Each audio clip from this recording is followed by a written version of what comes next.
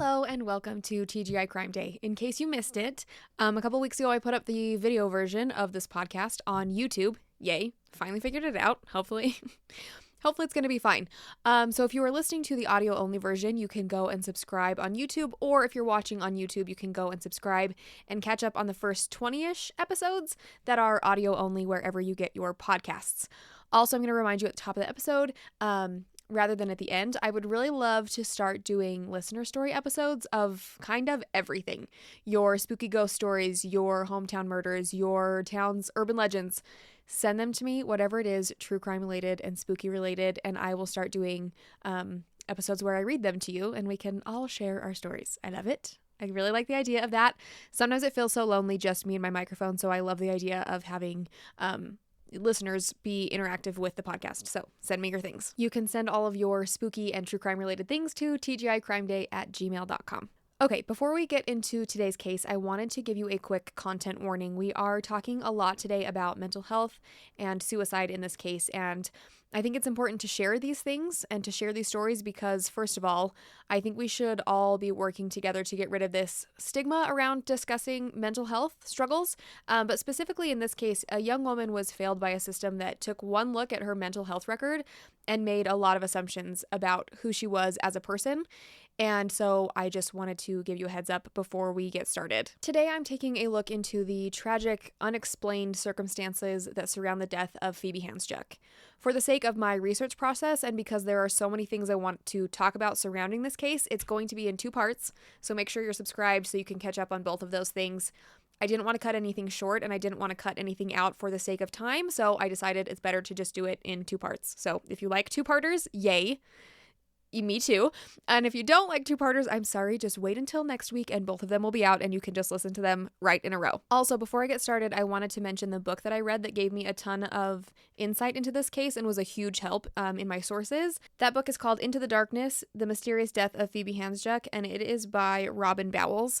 It's a very, very well-written book and you kind of get a good overview of everything and it takes a look into all the different pieces of this case. So after you listen to this, if you want to take that deeper dive, I highly recommend that book.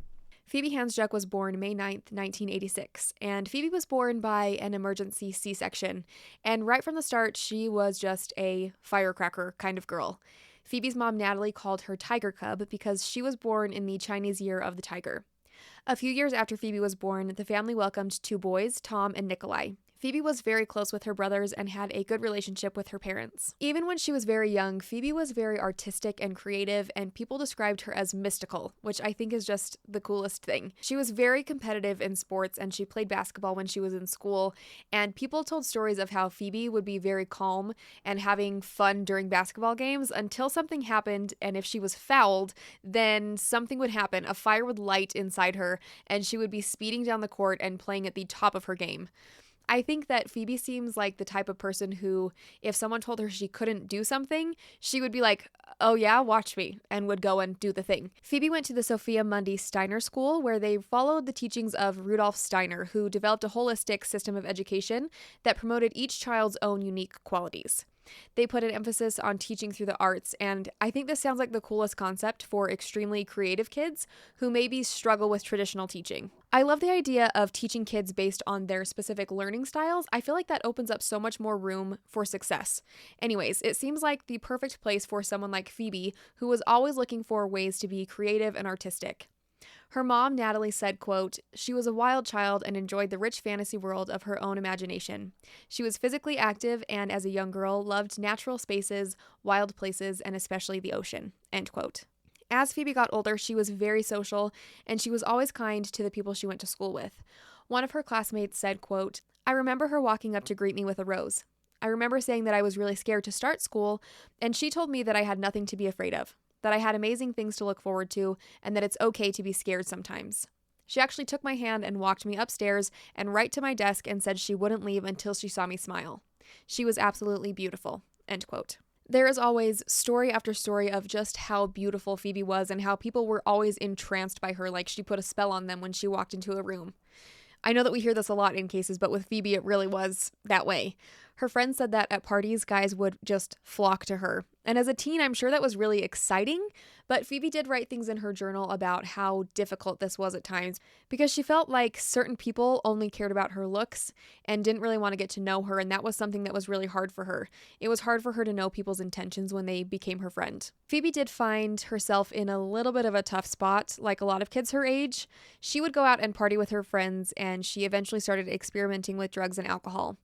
When she was 13, she confided to her grandmother, Jeanette, who she was extremely close with, that she had been experimenting with weed, ecstasy, speed, and alcohol. And this really took a toll on Phoebe's mental health, which I think it would for anybody, especially a kid that age. While the Handsjuk family got along really well, they also had their struggles like any family. When Phoebe was 15, Len and Natalie's marriage was deteriorating, and she ran away for 8 weeks. She moved into a house with 5 other girls, and they had one friend who didn't move in with them, but would kind of come and take care of them. She would bring them food and check in with Natalie to let her know that Phoebe was okay. Phoebe decided to move home after a scary incident that happened at this house they were sharing. One of the girls had a baby with a man who had been recently released from prison, and I assume he was living at the house with them as well. Either way, he was there one night, and this guy ended up pulling a knife on Phoebe's friend. And without even thinking, Phoebe jumped in to intervene and to protect her friend, and that night she moved back home, and she told Natalie that she had been scared to death. This probably took a toll on Phoebe's mental health as well. I think we all know people, or maybe you were this person as a teen, maybe you are still this person, who have to learn some lessons the hard way. And that's just how it is as a kid sometimes. You don't think your parents know anything, and you insist that you can make these certain choices for yourself while trying to find that independence. And unfortunately, sometimes those situations turn out exactly the way your parents warned you they would, which you hate in the moment. Phoebe's dad, Len, was actually a psychiatrist, and he tried to help Phoebe find a good psychiatrist to talk to, and eventually Phoebe was put on to antidepressants. She was on and off antidepressants starting around age 16, and of course, medications can be a very helpful option. If you've ever been on an antidepressant or anything like that, you know that once they start working, you almost feel like you want to stop taking them because you feel better, but then you stop taking them and feel low again. And it seems like this was the case with Phoebe, and while Len tried to warn her about the negative effects of going on and off medications and not doing it in the correct way, obviously that can make you feel even worse. When Phoebe wasn't on her antidepressants, she would use drugs and alcohol to self-medicate. Once Phoebe opened up to her grandma Jeanette about her depression after Jeanette noticed a bandage on Phoebe's arm. I think that Phoebe tried to kind of brush this off, and Jeanette was obviously very concerned, and Phoebe told her that she wasn't suicidal, she just felt like she was struggling and she had wanted to hurt herself in that moment. Jeanette made Phoebe promise that if she ever felt that way again, she would call her, and Phoebe agreed. Jeanette said that she and Phoebe could talk about anything and everything. There was nothing off limits for them, and Phoebe would always talk to her if something was wrong. After Phoebe returned to her parents' house, she ended up leaving the Sophia Mundy School and switching to a public school. It's speculated that part of the reason she left that school was because she started a relationship with a teacher there. And this is part of Phoebe's story that is always told in the weirdest ways, and it really bothers me. I've seen articles that call it an affair. Phoebe was 16. This teacher was 30. Sorry, but this wasn't an affair, and it wasn't a relationship. He was in a position of authority over her, and also, ethically, you shouldn't be dating your students, if you can even call it that. And it's literally illegal for you to be having a sexual relationship with a minor. It also really annoys me because people talk about Phoebe's spell over men. Sorry, this wasn't a girl who was going around casting mystical love spells on people. One of her friends said, quote, "I think he just fell in love with a beautiful girl who had him under a spell," end quote. That was a grown-up who was supposed to be making correct, proper decisions about minors. He wasn't under a spell, okay? Grow up. Okay, if you watched Pretty Little Liars, you probably remember that Aria, one of the main characters, was in a relationship with her high school English teacher. And I was the same age when that show was on TV. I remember kind of being weirded out by it, but mostly I was like, they're so great together, they're so cute, and older guys are so cool because they're grown-ups, whatever. Because I was an idiot teenager. And now, as a 30-year-old adult, I'm like, whoa, this is so inappropriate and such bad news. Why in the world did we think that that was okay? And that's how we know that we've grown up, okay? And before anyone gets mad at me and says that there's nothing wrong with age gaps, it's not about the age gap. It's not about the number of years apart. Someone who is 20 dating someone who is 35, while not my favorite thing, is still a very different story than someone who is literally a child. And if you want to go as far as to say, like, okay, well, what if they really did have these genuine feelings for each other? Because I see that argument a lot. Okay, then they can wait 2 years until she's graduated and an actual adult. And if they're soulmates or something, they'll still be soulmates when everyone is legally an adult and using their full brain. Okay? Just my opinion. Please don't yell at me. Apparently, the other adults in Phoebe's life didn't really seem to have an issue with this so-called relationship. No one seemed to think it was inappropriate, and they dated for a couple of years, from what I understand.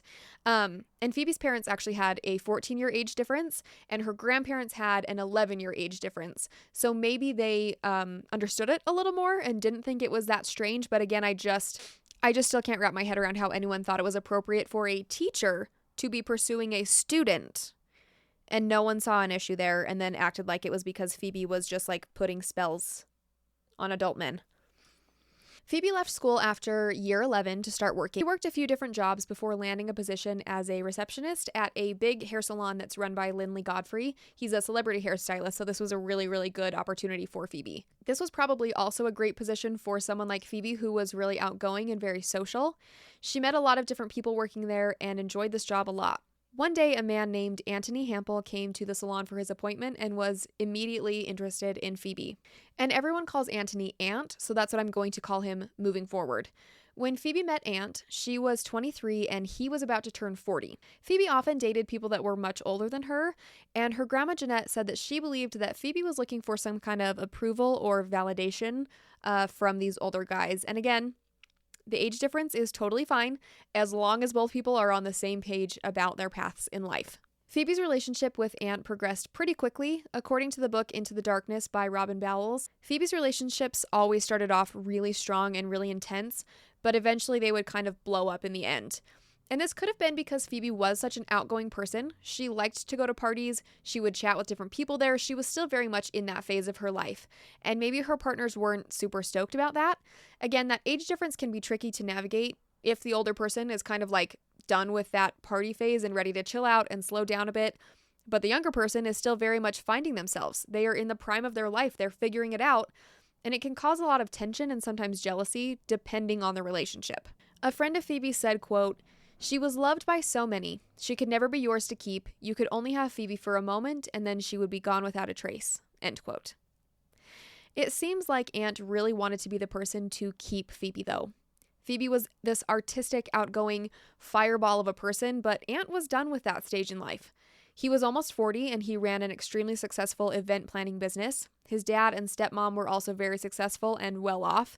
They were both retired judges. And Ant lived in this upscale apartment building called the Valencia. This apartment complex is very fancy and very expensive. And after dating for only 5 months, Ant asked Phoebe to move in with him. The problem was that Ant wanted to keep Phoebe, but he wanted to keep the version of Phoebe that he felt was worthy of his lifestyle. When Phoebe moved in, he essentially told her that the receptionist job she was working was beneath them and that it was not the lifestyle that he wanted them to project. So he essentially made her quit this job, and he got her a new job working for an ad agency with someone that he knew. He was able to kind of like pull some strings and get her this job. And I guess this job was only 3 days a week, so Phoebe ended up with a lot of free time on her hands. She would just kind of hang out at the apartment, probably something that was extremely boring for someone who was so outgoing and constantly on the move. Not only that, but 3 days a week doesn't really make a ton of money, so after paying Ant rent and some of their other shared expenses, Ant was the one covering a lot, or most of, her living expenses, which turned into a little bit of a control thing from what I understand, based on what I've read about their relationship and Ant's personality. If you are a creative person, or you have creative people close to you, you know that they are very messy. They like to have a bunch of projects going on at once, and that can leave your living space looking like a disaster. I'm laughing because as I look around this room, there are like 5 unfinished things just scattered about, and luckily my husband is very understanding of that side of me. But Phoebe was also like that. She had a big personality. She was very artistic, and so I'm sure she normally had a pretty eclectic living space, but living with Ant, she didn't get to express that part of herself. Phoebe's family said that the apartment looked like Phoebe didn't even live there. Apart from a few framed photos of Ant and Phoebe together, there was none of her own personality shown around the apartment. Ant basically wanted the apartment to look like a museum. Ant had a house cleaner that came once a week. Her name was Sally Teller, And she said that Aunt told her to make the apartment look so clean it looked like no one lived there. This was just another way that Phoebe was kind of being morphed into another person by Aunt's influence. She left her job and got one she felt was more suitable. She moved into a very big, very clean apartment that was kept exactly how Aunt wanted it. And Phoebe also changed up her look, going from this beachy blonde, kind of messy looking hairdo to this more sophisticated short cropped haircut that looked beautiful on her, by the way. She just was like one of those people that could pull off any hair and look amazing. So this short, dark haircut could have actually been kind of influenced by Christina Hampel, who is Aunt's sister, who Phoebe became pretty close with. Christina also rocked this like short, cropped, dark hairstyle. Again, both beautiful, beautiful girls. And don't get me wrong here, people change and grow and make compromises in relationships all the time. That's part of being an adult and like choosing to spend your life with someone, right? But the problem is, in this situation, it didn't seem that Phoebe was necessarily happy about these things or the relationship in general. Just like with many of her past relationships, things started out hot and heavy and exciting, but started to fizzle out pretty quickly. Once they moved in together, it seemed that they started fighting more and more about Phoebe's partying, about Phoebe's job, about Phoebe's friends, who Aunt referred to as quote-unquote deadbeats and druggies. And apparently during one of these fights, Aunt was out of town and he said something to Phoebe about how he didn't want her going out drinking while he was gone and that he, quote, didn't know who was sleeping in his bed, end quote, as if he doesn't know who Phoebe really is, or whatever that means. By the time that Phoebe and Aunt had been together for about a year and a half, they had broken up and gotten back together multiple times, which always takes a toll on people. Phoebe was seeing a therapist at this time. I'm not sure if she had been seeing her for a while or just since she had moved in with Aunt, but she told this therapist that Aunt often made her feel stupid and put her down, which bothers me so much. Around fall time in 2010, things really got to a breaking point, and Phoebe confided that while she was excited to take a trip with Aunt to Paris, she was also worried that he was going to propose while they were there. And this was an offer that Phoebe just wasn't ready to accept. She also said that she was stressed out about this trip because, since they'd been fighting a lot, she was worried that they would have some kind of huge blow up while they were in France, and if Aunt ditched her there, she would be stuck in a foreign country with no money. That is not the way that relationships should feel. And it's so hard and so yucky and something that I think a lot of people can relate to. It's like things are too bad to stay, but leaving is also really hard. And it just breaks my heart for Phoebe knowing what we do about her. During this really rocky point in their relationship, Phoebe was turning to some of her old habits and basically beginning to self-medicate again. Something that was mentioned about Phoebe was that she was kind of a lightweight when it came to drinking alcohol, and after only a couple of drinks, she would often feel very dizzy and get very off balance and drunk really quickly. Then she would have these awful hangovers and be in bed for a couple of days because drinking made her depression really, really bad. Aunt referred to Phoebe's drinking and drug habits as the monster. It seems like Aunt really wanted to help Phoebe stay sober and get this figured out, but then they would go to these social events with Aunt's older, well-off friends, and Phoebe would end up having a drink to kind of take the edge off because it was such a stressful atmosphere for her to be in. So she would have a couple drinks at this event that Aunt dragged her to, and then he would get angry with her, and around it went. Eventually, in October of 2010, Phoebe was ready to call it quits, for real this time. She started making plans to move out, she was looking for new jobs, she was looking for a place to stay, she talked about planning a trip to do volunteer work in India, and this was something that she spoke to multiple people about multiple times. One day, Phoebe called Natalie to take her up on an old offer. I guess when Phoebe turned 21 a couple of years earlier, Natalie had offered to pay for an overseas trip that Phoebe didn't end up taking. She basically called her mom and was like, okay, look, I need to get out of here. I need to get out for a little bit. Is that offer still on the table? She also told Natalie that when she got back from the trip, she would really like to rent out a rental property that Natalie owned. She was making all of these plans and making moves to find her happiness again and to focus on things outside of herself. Phoebe left the apartment on October 20th for what she thought was going to be the last time. She went to see her grandma Jeanette and stayed with her a few days in Malakuta, and while she was there, she reached out to a family friend to see if she could get a temporary job while she looked for something more permanent. Phoebe also went to an AA meeting while she was in Malakuta, and Aunt was blowing up her phone the entire time, calling and calling and calling. There was a woman who gave Phoebe a ride back to Jeanette's house that said that Phoebe was really irritated by her phone ringing and going off over and over, but she didn't say much else. She was finally out of the city. She was out of the job she hated and away from Aunt and finally had some space from the situation where she could look at things in a different way. She seemed really excited to move forward and to start this next chapter.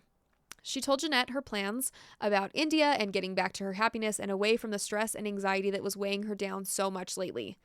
And this is really hard because Jeanette was trying to give Phoebe good advice and guidance that she felt was the right thing, but unfortunately, that didn't bring the results that Jeanette and everyone else in Phoebe's life probably had hoped. She told Phoebe not to run away from her problems. She told her she needed to face everything head on, she needed to resign from her job in person, and have that breakup conversation with Aunt. She told her not to run away from her problems with loose ends, which generally is good advice, and this is not Jeanette's fault at all, but things did not go the way that she probably hoped, and it definitely didn't go the way that Phoebe had planned in the beginning. On October 24th, Phoebe went to talk to Aunt, and unfortunately, he convinced her to move back into the Valencia apartment. It just puts my stomach in knots knowing that she was so close to getting out of this situation, but this cycle of fighting and making up and moving out and moving back in, of course, continued on. A few weeks later, on November 17th, Aunt and Phoebe went to have dinner at their friend Linda Cohen's house, and while they were there, Phoebe had a couple of drinks, and she and Aunt had some kind of a fight. I've seen it mentioned before that Phoebe had been checking her phone that evening, and Aunt got mad at her for this. Whatever the reason, Aunt just up and left her at Linda's and went home. That night, Phoebe and Linda stayed up all night talking. They talked about everything. Phoebe opened up to her about the failing relationship with Aunt, and she told her that she wanted to leave, but kept being talked into staying. Phoebe told Linda about her desire to travel to India to focus on other people and to do some good in the world. She even spoke with her about her past drug and alcohol habits, and she told Linda that she used weed and cocaine in the past because alcohol left her feeling extremely depressed. Phoebe said that she wanted to go back to Jeanette's, leave Aunt and her job, but she had tried to do that and ended up in the same cycle again. Linda was really upset seeing Phoebe so upset, and she told her that she was there for her, that the next day they would go to Aunt's apartment, they would get her things, and get her out of there. Linda sounds like just a lovely person and a really good friend, and I'm glad that Phoebe had someone like that around her. About their relationship, Linda said, quote, "Phoebe was a wild child. She wasn't troubled, she was just not ready to be tamed. Aunt's rules are Aunt's rules, and they threatened the two things Phoebe valued most, freedom and independence." End quote. The next morning, Linda was shocked when Phoebe started drinking almost immediately, especially after she told Linda the night before that drinking made her feel really depressed. But maybe it was just a little liquid courage to get through the moving out of Aunt's. Linda was worried about her, but they went and packed Phoebe's things, and Phoebe seemed like she was okay when she stayed with Linda again that night. Once they got back to Linda's, Phoebe seemed like she was in a really good mood. She'd been drawing and writing poetry, and she seemed very clear-headed and positive about her next moves. Phoebe was excited about her choices and her plans moving forward. The plan was for Phoebe to go to Jeanette's on November 20th, but then Aunt called.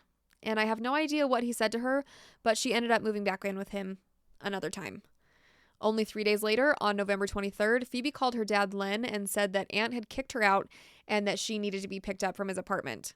Len canceled all of his therapy appointments for the rest of the day and hurried over to get Phoebe, who was waiting outside with all of her things. Phoebe stayed with Len for 3 days, but then again, Aunt was back, begging Phoebe to come home.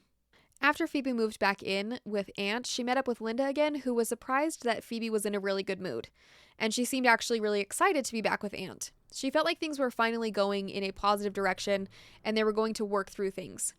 Phoebe said she was looking forward to going to Paris with Aunt so they could get things back on track. I have no idea what caused Phoebe to stay, but something had convinced Phoebe that they would be able to work through this rough patch and that their relationship was worth salvaging. Of course, we don't know exactly what the relationship dynamic was. It seems like when things were good, they were really, really good, and Phoebe and Aunt obviously loved each other, but by all accounts, Aunt was controlling and liked things exactly the way that he liked them, and Phoebe was more of a free spirit. Remember, she was only 24 at this point, and Aunt was almost 41. He'd done the young, dumb adventure thing, and Phoebe was just getting started exploring the world and figuring out who she was.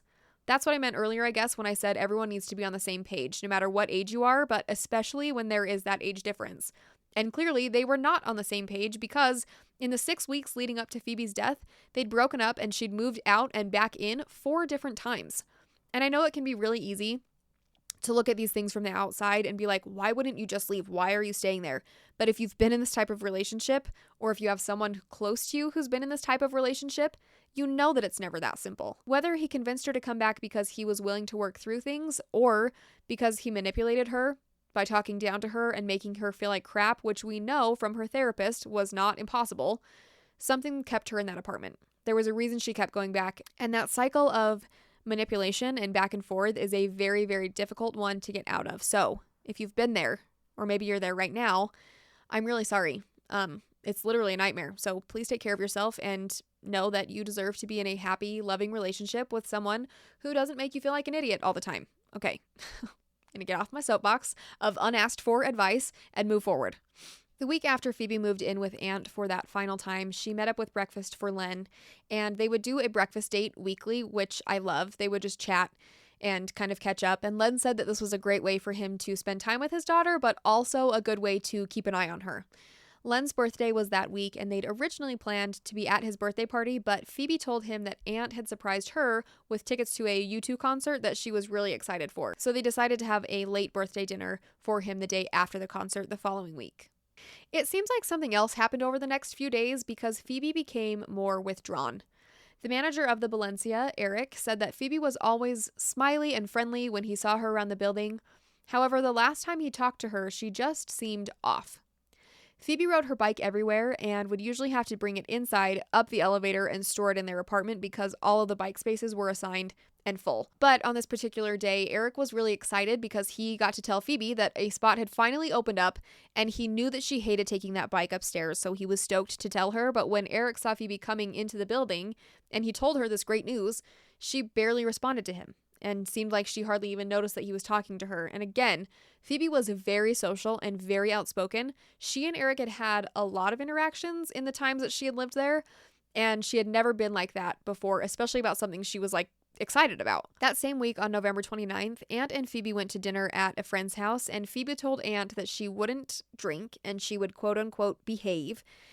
She ended up having a couple of drinks and was chatting with the wife of this couple, and Aunt felt like she was getting way too personal because she was opening up about her depression.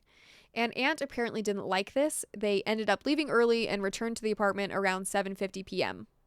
Phoebe wanted to get out of the apartment, probably away from this constant fighting, so she called Linda at 8:30 to see if they could meet up. And Linda told Phoebe that she was welcome to come over and stay at her place, but she did have to be up early the next day for work, so they couldn't stay up all night talking like they did the last time. Phoebe declined her offer and instead tried to find some friends who would go out with her.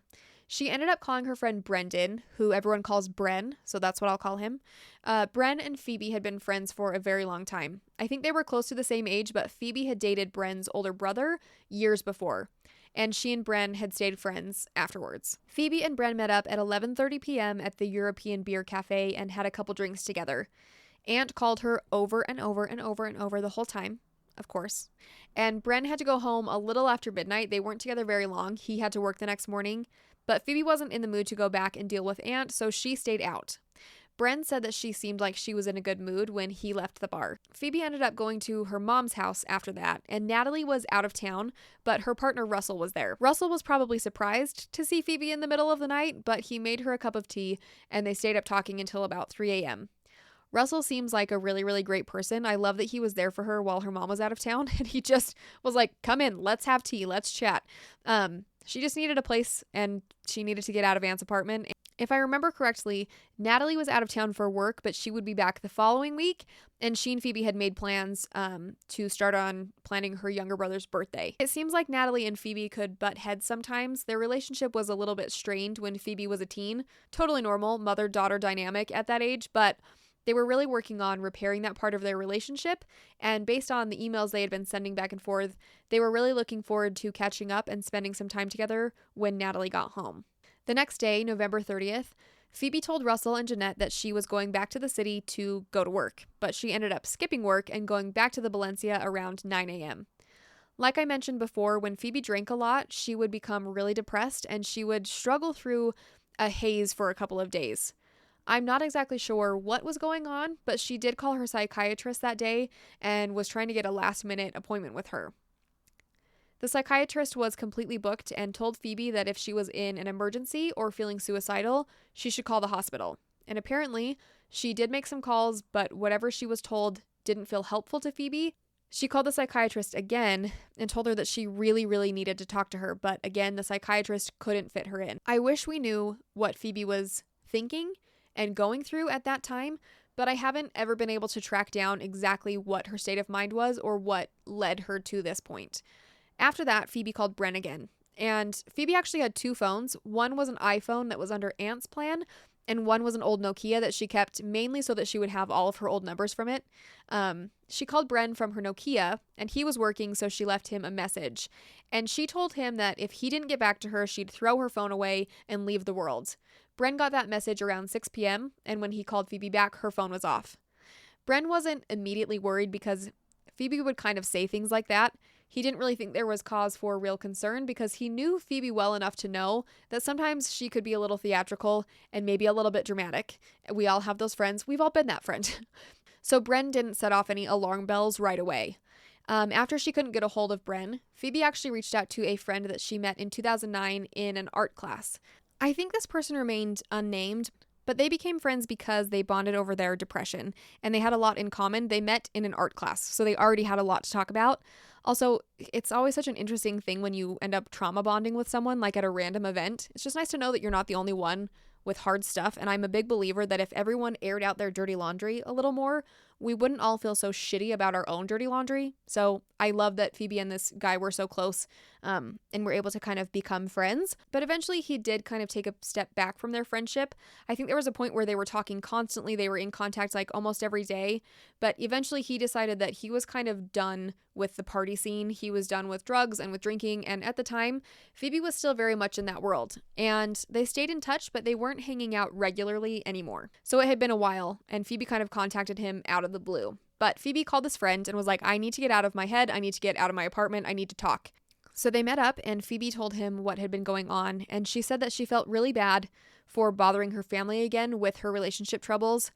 And she felt like a burden because she'd been back and forth so much. And she told him that she felt trapped in her relationship, that Aunt made her feel embarrassed for working a quote-unquote low-end job, which I don't think that she was at all. But Aunt had this fancy business, and that made her feel like Aunt deserved better, which I disagree with so much. Apart from Aunt, they also talked about everything and anything else. And this guy said it was a great conversation once they got away from that. He said she seemed calm and in a good headspace about wanting to leave Aunt, and she again mentioned going to do volunteer work in India. He said that this was the best conversation that they had ever had, and Phoebe sounded very confident in her next moves. Unfortunately, things took a rough turn when Phoebe convinced him to take her to Melbourne to get ecstasy pills.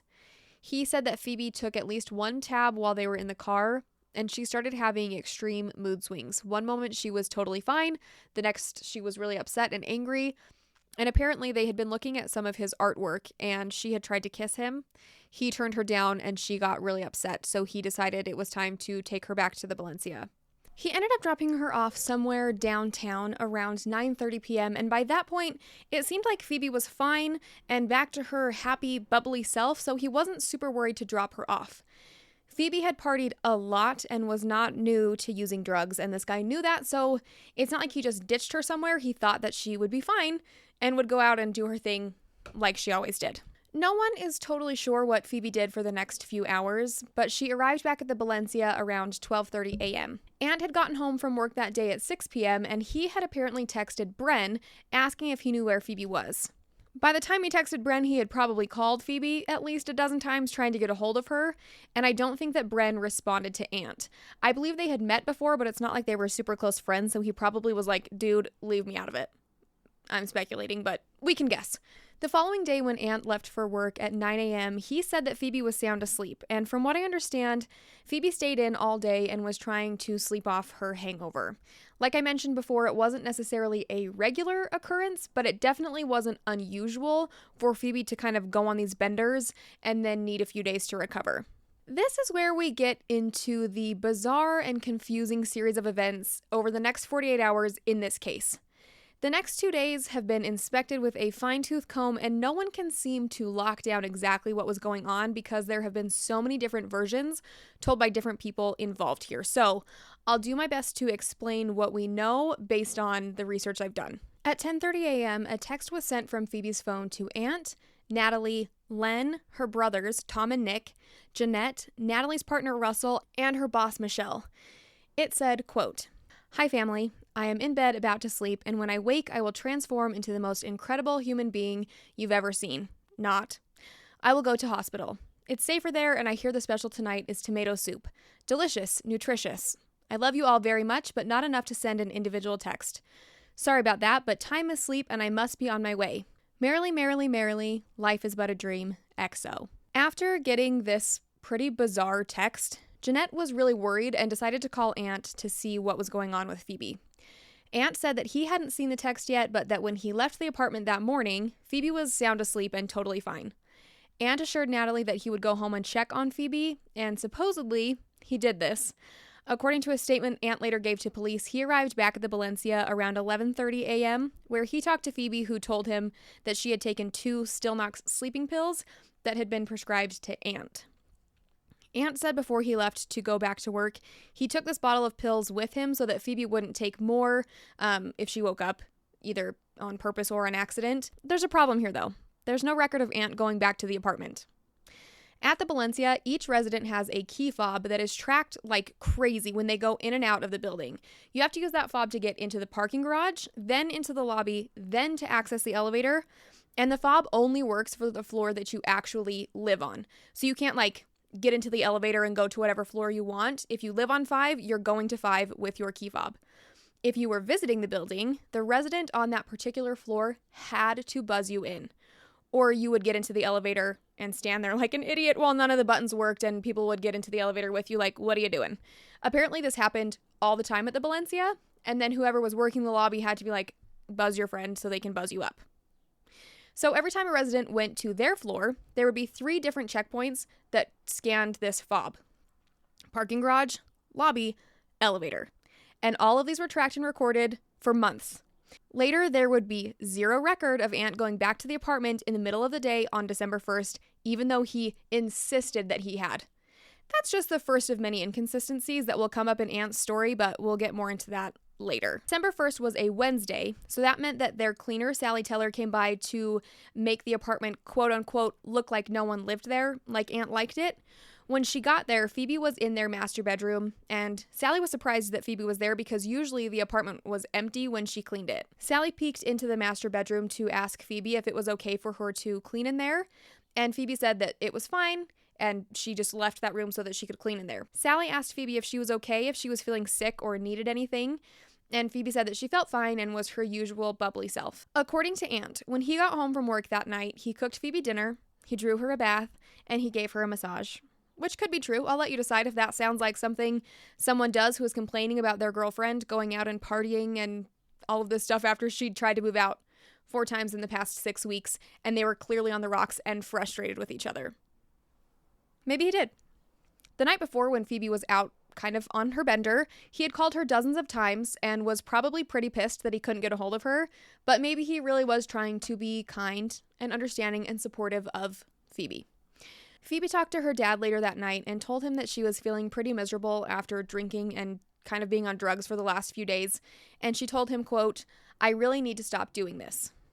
That evening was actually the family birthday party for Len that Phoebe had said they couldn't go to because they had those tickets to the U2 concert. Either they didn't actually have those tickets or they just decided to stay in since Phoebe wasn't feeling great, but either way, they made plans for Phoebe and Ant to take Len to dinner the following day to celebrate Len's birthday. The following day, December 2nd, Ant left the Valencia around 8:30 a.m., and according to him, Phoebe was still asleep. So this day was kind of weird. A lot of weird things happened leading up to the final event. So that day, there were 2 different false fire alarms because there was work being done on the building, and the workers had accidentally set the fire alarm off. The first alarm went off around 11 a.m., and all 23 floors were evacuated. Phoebe was seen on CCTV footage exiting the building with her dog Yoshi. It's speculated that people think in the footage it looks like Phoebe is stumbling, like maybe she's drunk. And when it's described like that, it sounds like she was staggering around or holding onto a wall or something. But personally, I don't think she's stumbling in this video. She was walking fine, and then it looks like Yoshi maybe pulls his leash and she kind of lurches forward a bit, but it doesn't look like she was intoxicated or having a hard time walking. Also, it's worth mentioning, Yoshi was like a medium-sized dog. So he wasn't huge, but he wasn't tiny either. And even a small dog, if it pulls on a leash, you're going with it wherever it wants to go. So I just thought that was worth mentioning because it does get brought up a lot that it seems like Phoebe was drunk, at this time in the day. So after the evacuation, Phoebe chatted with some of the other residents and talked to some of the fire brigade people before heading back inside. There was activity on the computer that Phoebe and Aunt shared. Phoebe sent some emails that afternoon, and then the fire alarm went off again at 6 p.m. This time, the building wasn't evacuated because they knew what had set it off. There wasn't actually an emergency. That evening, the manager on duty was Beth Ozulup. The day manager, Eric, had left early to take his son to a music lesson, and before that, he was supposed to take some time to check that the trash compactor in the building was working properly because they'd had some work done on it that week, and since the day had been really hectic, with the workers there, the fire brigade being in and out, the false fire alarms, etc., things finally settled down around 6:30 p.m. Eric hadn't had a chance to check the machine, so Beth was supposed to do it. But at that point, a tenant told Beth that the elevator was a mess. It looked like maybe someone had been eating in there and there were just crumbs everywhere. So Beth went to take care of the crumbs. Can't have a dirty elevator. So Beth went to go into the trash compactor room to get a broom and a dustbin. The compactor room was a place that Beth avoided going, from what I understand. She didn't like going in there because there were always weird things that people threw away, and the smell was awful, which I would imagine so. But she had to go in there to get this broom and dustbin, and when Beth opened the door to that compactor room, she saw that one of the large bins that caught the garbage after it came down the chute into the compactor had tipped over and spilled all over the floor. And Beth saw something that she thought was a mannequin. She stepped out of the room to collect herself and breathe for a moment before peeking back into the room and noticing that there was blood everywhere. Beth was hysterical, rightly so, and called Eric. Beth was so upset that Eric could barely understand what she was saying, but he told her not to go back into the compactor room and to call 000, which is basically just Australia's 911. Police arrived within minutes to see what was going on. Meanwhile, up on the 12th floor, Ant arrived home from work around 6:05 p.m. When he got there, he noticed that Phoebe was not in the apartment, but her keys and purse were there. And according to Ant, there were little sticky notes with scribbles on them around the apartment. They were hard to read, and he said that Phoebe would sometimes write things like this when she had been drinking. There was a broken glass in the kitchen and a small amount of blood on the desk where they kept their computer. Ant said that he went into their room and there was a quote-unquote shrine set up with candles, photos of the couple, and more of these notes that Ant described as, quote, rambled notes. The notes she writes when she's smashed and they don't make a lot of sense, end quote. This shrine gets brought up by Ant a few times, but none of the investigators who went into that apartment later on saw any evidence of a shrine or candles or photos on the bed. I don't know what to make of that, but it's weird, and it's a weird thing to bring up when it's clearly not there. Apparently none of these things seemed out of the ordinary to Ant, and I guess he wasn't super worried, even though Phoebe's straightener was plugged in and turned on, her bag and keys were still there, meaning that if she left the apartment, it was with no money and no way to get back in without that key fob. Around 6:50, Len called to see what time they should meet up for that belated birthday dinner at Phoebe's favorite restaurant, the Golden Triangle. Phoebe obviously didn't answer, and almost immediately, Ant called Len from his own phone and told him that Phoebe wasn't home. Also, let's quickly talk about Phoebe's cell phone because it's yet another thing that adds confusion to this case. There were different stories about this phone according to Ant. So, the previous day, Phoebe's family got that weird text, the "Life is but a dream" text from Phoebe's phone around 10:30 a.m. But at some point, Ant said that he had taken her phone to get repaired that day. So how could she have sent that text if he left the apartment at 9 a.m. with her phone?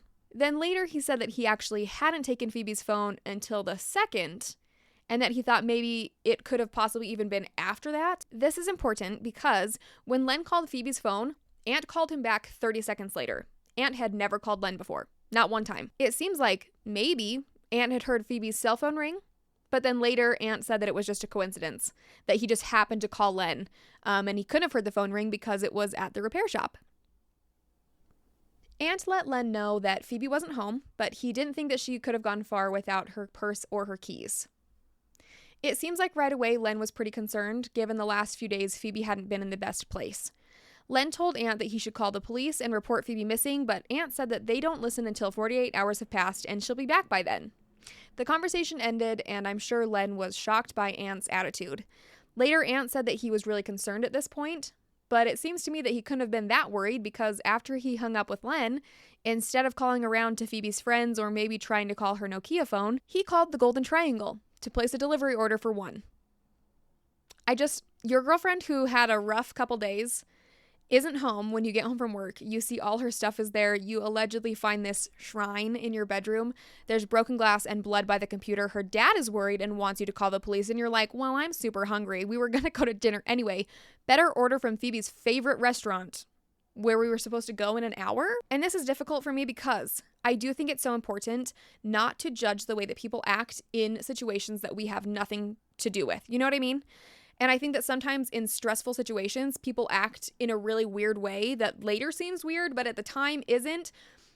But I have a hard time with it. It makes me feel uncomfortable. And I would like to know if you think it's weird that he called this restaurant that they were supposed to be going to and ordered takeout for one when Phoebe was supposed to be coming home soon. I can't wrap my head around it. One of my very favorite true crime YouTubers, Stephanie Harlow, pointed out that while a lot of people think Ant's behavior is weird, maybe there's a very simple explanation for it. Stephanie pointed out that maybe he was just used to Phoebe coming and going and just assumed she would be back when she felt like it. And I'm trying to be better at seeing things from all points of view and not jumping to conclusions. And maybe it was one of those things where he was like, fine, you're going to ditch me and not tell me where you are and not be able to get a hold of you. I'll just order my own dinner. And then when you get home, you can be jealous that I ordered my own dinner. Like maybe it was one of those things that was maybe like a little bit of like a poking the bear situation. I don't know. We don't know. I just know that if I got home from work and my husband was not home and he was supposed to be home and we had plans and I couldn't get a hold of him, the last thing I would do is order dinner. But really, I would like to know your opinion on that because maybe it's not that weird. So, Ant ordered his dinner, and the delivery guy got there around 8 p.m. When Ant buzzed him up to his apartment, the delivery guy was like, I hope your dinner's not cold. I had to park my bike around the corner because there are police everywhere blocking the building. Ant went down to the lobby to see what was going on, and Senior Sergeant Andrew Healy told Ant that a woman's body had been found.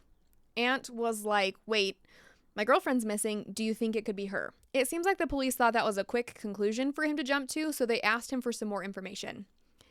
Ant's first version of the day was that he had tried calling Phoebe multiple times to check on her, and when he got home, there was that weird shrine and the sticky notes, etc. He was also very quick to tell the officers that she was suffering from depression and taking different medications. Sergeant Healy asked if she had any distinguishing features, and Ant said she had a tattoo that matched his own tattoo on her wrist and showed him the tattoo and also let him know that there was a stud piercing in her upper lip. Sergeant Healy asked to see a photo of Phoebe, and at that point he confirmed that it was in fact Phoebe found in the compactor room. He asked Ant if he wanted to see her body, and Ant said that he was too devastated to see her. Sergeant Healy went to see this alleged shrine in the apartment. There wasn't one, and I still can't figure out if Ant later said that there was a shrine or if he told the police that night that there was a shrine, but either way, no one else saw it. The police did find Phoebe's straightener out and plugged in, and they found that broken glass with blood on it and blood on the computer keyboard. After that initial search, this investigation absolutely went to shit. We'll get into it. Ant called Len and told him that Phoebe was dead, and I can't even imagine how awful that phone call had to have been for Len. Len, of course, was devastated. He had to call Natalie and tell her, and I don't think that Ant told him over the phone exactly what had happened. Natalie had just gotten home from the airport when he called, and she was completely heartbroken. She was hysterical, and Russell, her partner, had to carry her inside. Phoebe was an incredible person who was loved by so many, and her death would create a hole in the lives of a lot of people that would never be filled. The treatment and injustice of this investigation moving forward is a nightmare. It's a disgrace, and she deserved so much better. But before we move into the details of her death and investigation, I think it's important because sometimes the actual people in these cases get lost in the clickbait headlines, and I just wanted to give her a moment. So whatever your thing is, either a prayer or a good thought or good vibes, send that out into the universe for the people who loved Phoebe. And I just don't feel like this family even had a second to mourn this devastating loss before they had to deal with wave after wave of frustration and disappointment and fighting with the police and with Ant. Police arrived at the Valencia around 7:15 and quickly called an ambulance that arrived a few minutes later. Right off the bat, there were issues with how this scene was processed. Christy Cook was one of the paramedics that arrived to the scene, but she wasn't allowed in the compactor room. The police told her that it was a crime scene and that no one could enter. She could see Phoebe laying on the ground. She had cuts to her right thigh and her right foot was in an unnatural position. Christy believed that she had a fractured ankle and was really upset that she wasn't allowed in the compactor room. She didn't even get a chance to assist Phoebe. And what if she was just unconscious? No one had actually touched Phoebe to check her vital signs or see if there were any signs of life. Not one medically trained person was allowed into that compactor room. Hours later, crime scene specialists arrived and determined that by the blood trails found in the room, Phoebe had definitely survived the fall and was most likely crawling around trying to get out of the dark compactor room. There were no windows and there was not a lot of light in there, and especially if she was really disoriented from what had just happened, she probably couldn't find the door. She didn't make it over to the door. We don't know, but she was definitely alive when she got to the bottom of that chute. Eric, the building manager, was trying to be as helpful as possible and suggested that the police should act quickly to get the CCTV footage from the building. They'd been having issues with their cameras. The looping time for the recording was too short, so the machine was recording over the top of new tapes quicker than it should have been. He suggested to the police that they needed to download that footage ASAP, but Eric said the police, quote, didn't really respond to me suggesting this, end quote. But they did watch the footage with him in the office. If I understand correctly, there were no cameras in the elevator, in the actual compactor room, or the room on the 12th floor where the compactor chute was located.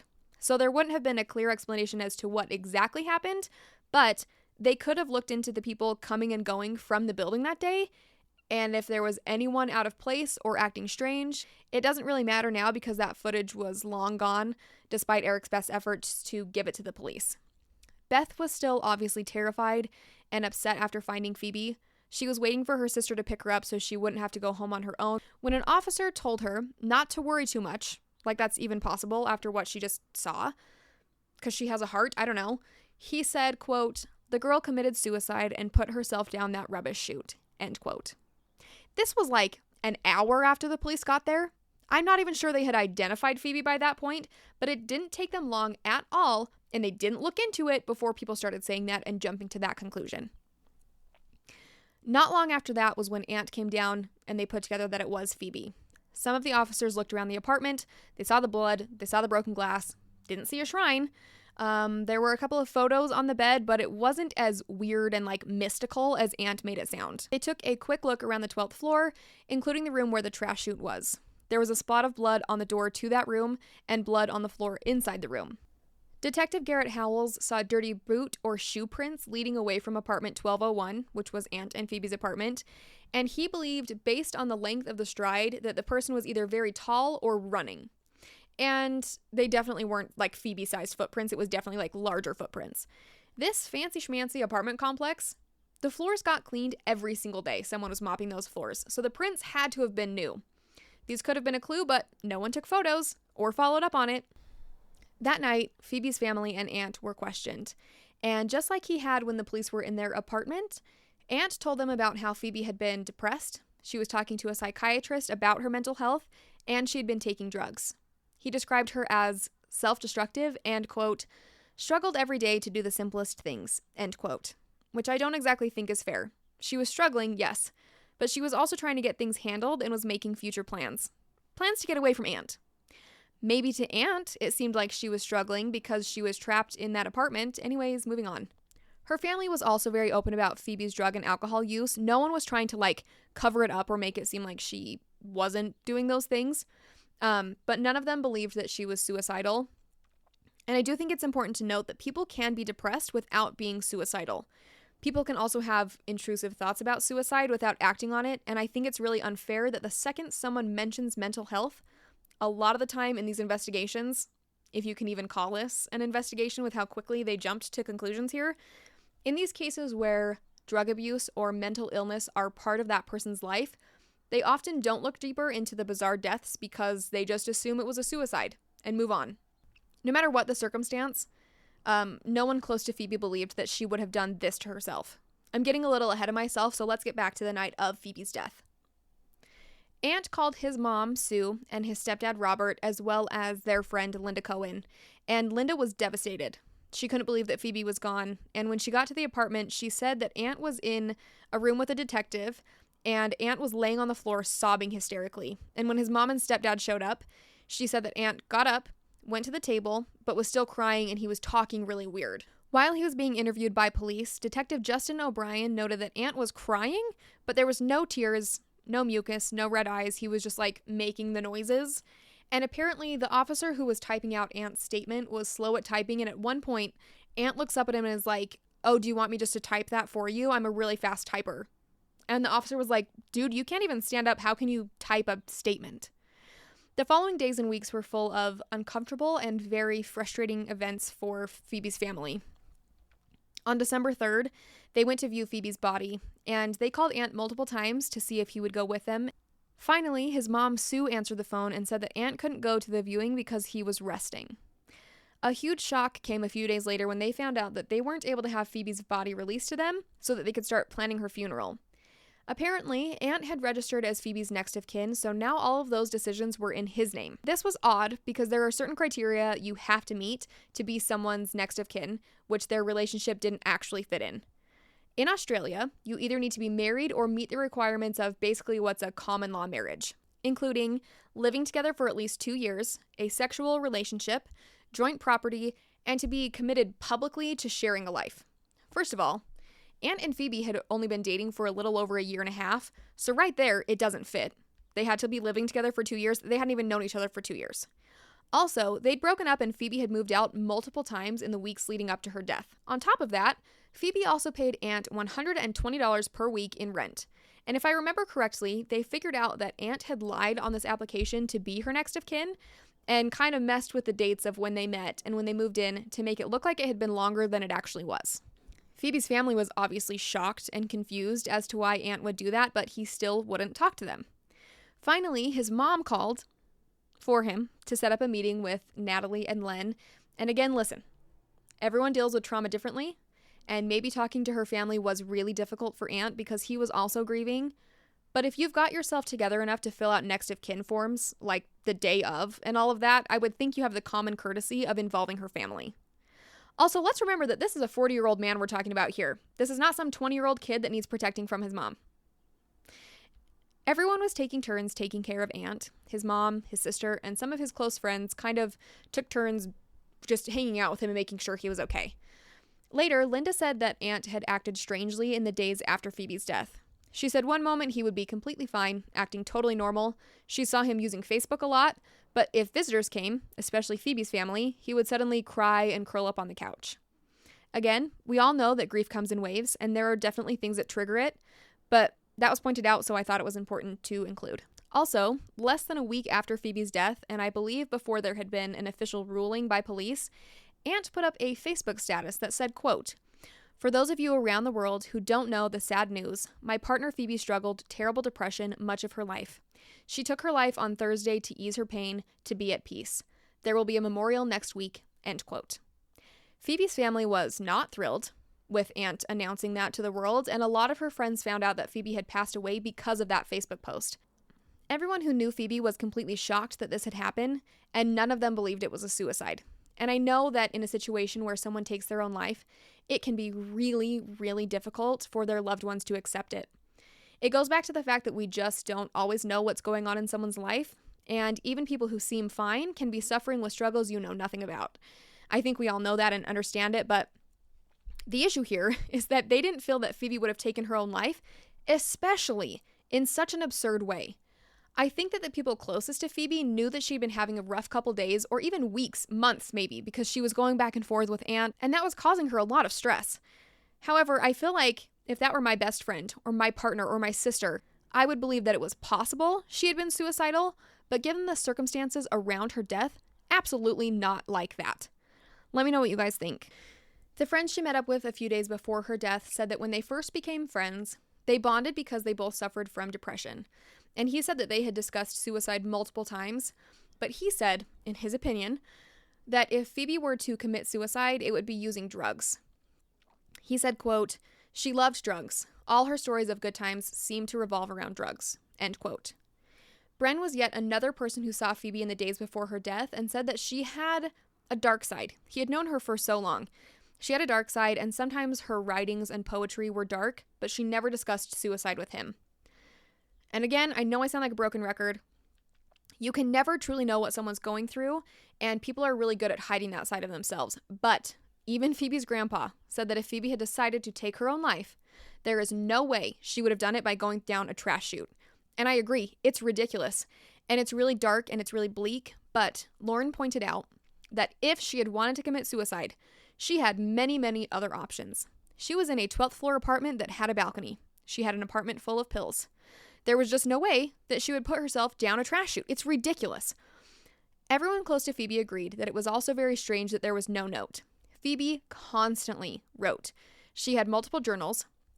She had journals that she would take with her out so she could kind of like scribble thoughts down during the day. Like, this girl was constantly writing.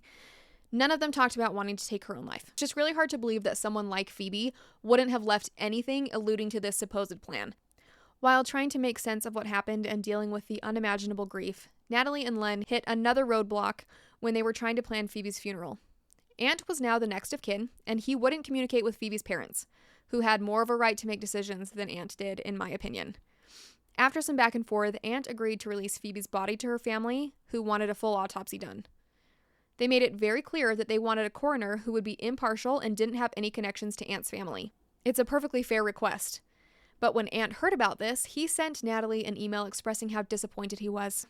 He basically said that they were being ridiculous, that the idea that his stepmom Felicity had connections to the chief coroner was unfair, and Ant pointed out that Felicity had tried to help Natalie find the services available through the chief coroner, who was Felicity's, quote, professional colleague and personal friend. Right. You just said it. That's the huge issue. It's a huge conflict of interest. Ant also took a jab at Phoebe's parents and said that he felt that Phoebe would be very disappointed that they were, quote, trying to engage in a dispute over who had claims to her body.